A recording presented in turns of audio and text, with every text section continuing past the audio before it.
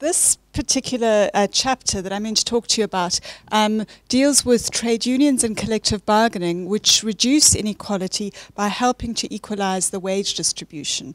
So the first thing that I'm going to look at is trade union density. This is an indicator of the strength of trade unions. And what this is the proportion of union members that are, the proportion of employees, sorry, that are union members. The blue bar is in 2003 and in 2001, and the red is in 2011. And what you see is in some countries actually quite a dramatic decline in recent years in trade union density. The next chart looks at collective bargaining coverage. So this is the proportion of employees that are covered by a collective agreement. Their wages and working conditions are determined by a collective agreement. And again, the blue bar shows 2001, and the red diamond shows 10 years later what happened. And you see two things emerge from these charts. The one is that collective bargaining coverage is much higher than trade union density for most countries, if I put that up.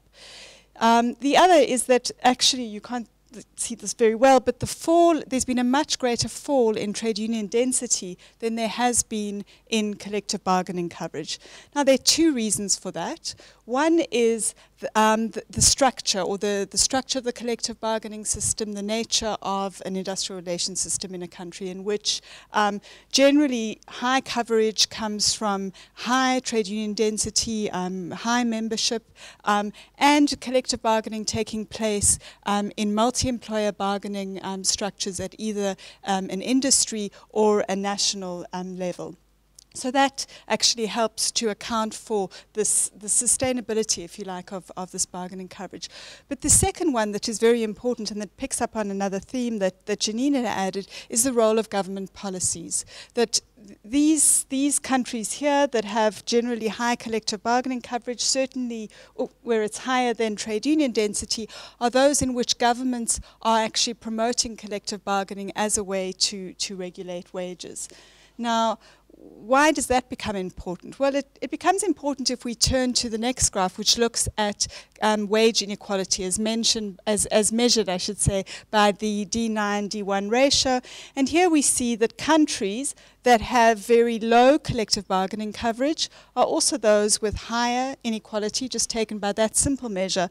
And countries with higher, this is collective bargaining coverage here, so countries with higher collective bargaining coverage are also those with lower inequality. And so we kind of see two systems, really, or two broad groupings or clusters. The first are what I've called in the chapter exclusive systems. These are systems, generally enterprise-level bargaining is taking place, and a collective agreement that is reached is only applies to those union members.